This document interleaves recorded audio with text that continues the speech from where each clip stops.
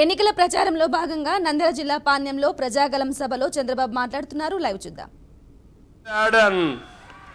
మూడో వ్యక్తి ఆఫ్ఘనిస్తాన్ లో ఉండే తాలిబన్లు.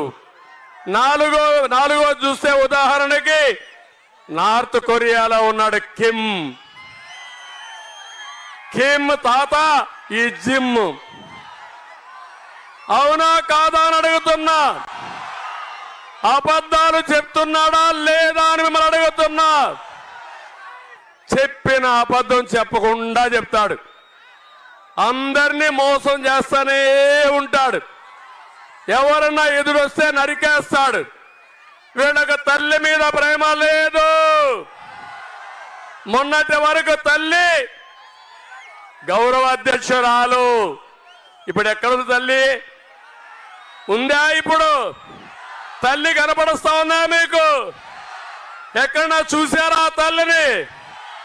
తల్లిని చూసుకొని వాడికి మిమ్మల్ని చూస్తారా తల్లి? నీ బిడ్డ కూడా మారిగి ఉండాలని కోరుకుంటున్నావా నువ్వు? బిడ్డ తల్లితో ఉండాలా లేదా? గౌరవం లేని వ్యక్తి అది అయ్యింది. చెల్లెలు ఏమమ్మా మీరు ఆలోచించండి. ఆస్తిలో సమాన హక్కు ఇవ్వాలా లేదా? చెల్లెలకి ఇచ్చాడా ఈ సైకో? అదే నార్సీ విధానం. ఆ చెల్లెలు కూడా ఆయన దయాదర్శాల పైన పడి ఉండాలి, కక్ష తీర్చుకోవాలి.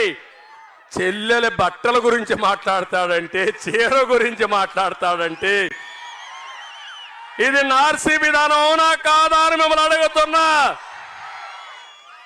ఇది మానసిక వైకల్యం అవునా కాదా అని మిమ్మల్ని అడుగుతున్నా.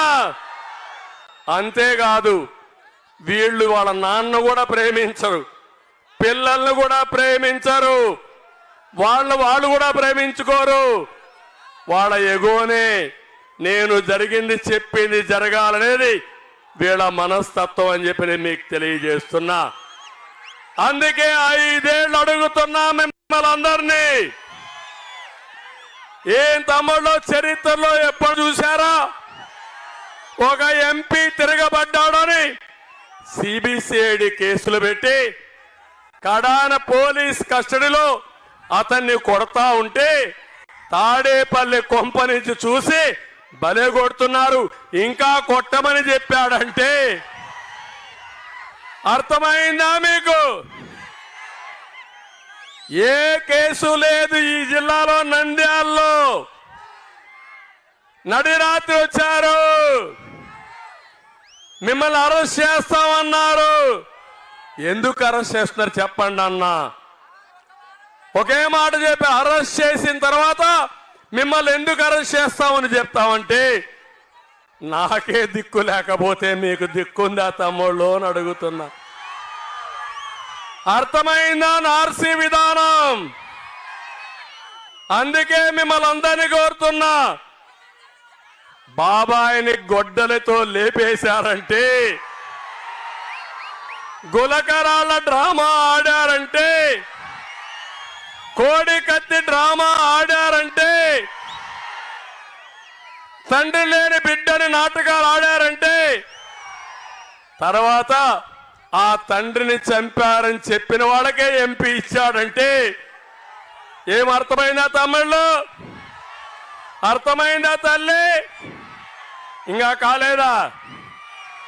కాలేదంటే మీ ఇంటికి గొడ్డలు రావాలి, అప్పుడే అర్థమవుతుంది. అవునా కాదా? దీనివల్ల ఎంత నష్టపోయామంటే, అతని అభిప్రాయం అతనొక్కడే గొప్పోడని, దేవుడి కంటే గొప్పోడు అనుకుంటాడు. మా తమ్ముడు చెప్తున్నాడు వారంలో బుద్ధి చెప్తామని. బుద్ధి చెప్పకపోతే మీ ఇంటికి గొడ్డలు వస్తాది.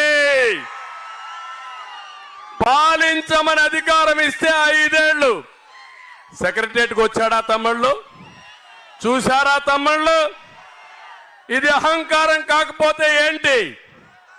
నార్సీ విధానం కాకపోతే ఏంటని అంటున్నా. ఎన్నికల ముందు అమరావతి రాజధాని చెప్పాడా లేదా? వస్తానే 3 రాజధానులు అన్నాడా లేదా? 3 ముక్కలాట ఆడాడా లేదా? కర్నూలుని రాజధాని చేసేశాడంట. ఒక ఇంచు ఒక అంగుళం అభివృద్ధి జరిగిందా తమ్ముడు? ఇక్కడే ఉన్న కర్నూలులో జరిగిందా? లాభం వచ్చిందా? ఇది నార్సీ విధానం అవునా కాదా? మోసం చేయడం అవునా కాదా?